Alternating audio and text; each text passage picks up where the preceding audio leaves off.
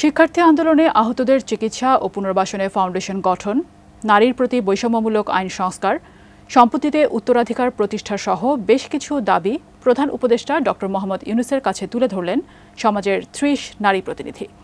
মঙ্গলবার প্রধান উপদেষ্টার বাসভবন যমুনায় মতবিনিময় হয় তাদের। বিস্তারিত জানাচ্ছেন সাজেদা সুইটি।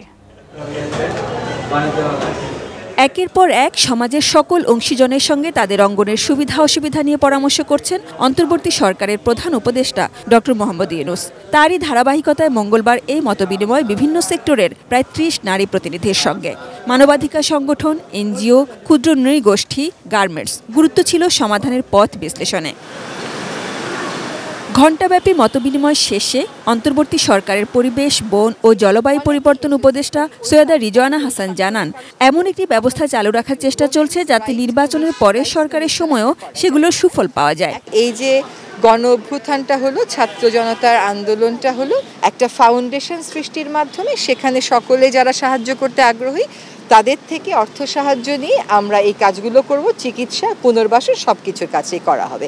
যেহেতু ফাউন্ডেশনটা করতে একটু সময় লাগছে, এখানে একটা দাবি উঠেছে যে ইন্টারিম একটা কিছু, অন্তর্বর্তীকালীন একটা কিছু ব্যবস্থা করে ফেলা হোক, যাতে অনেকে যারা চিকিৎসার টাকার প্রয়োজন আছে তারা তাড়াতাড়ি করে টাকাটা পেতে পারে। উত্তরাধিকারের ক্ষেত্রে সমান অধিকারের জন্য একটা অবস্থান নেওয়া, পারিবারিক ক্ষেত্রে, অভিভাবকত্বের ক্ষেত্রে, নাগরিকত্বের ক্ষেত্রে কল্পনা চাকমার বিষয়ে তনু, রুনি, মুনিয়া এবং নুসরাত তাদের যে মৃত্যুর কারণটা সেটা বের করে যাতে অবশ্যই দায়ী ব্যক্তিদেরকে তারা যতই শক্তিশালী হোক না কেন বিচারের মুখোমুখি করা হয়। সুস্বাদু বাদাম, তিল আর স্বাস্থ্যকর গ্লুকোজ সব মিলিয়ে প্রাণ পিনাট বার। স্মার্ট কিছু খাও।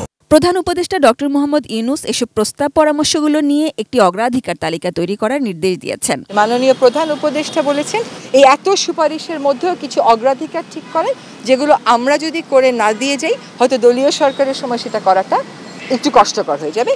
দেশ সংস্কারের চেষ্টায় এমন আলোচনা অব্যাহত থাকবে বলে জানান সৈয়দা রিজওয়ানা হাসান। আরও স্টেক হোল্ডার্স আছে, তাদের সাথে কথা বলা হবে, তবে কোনো প্রস্তাবনাতেই কোনো নেতিবাচক অবস্থান সরকারের নেই। Sajeda Sweety, ATN news, Dhaka.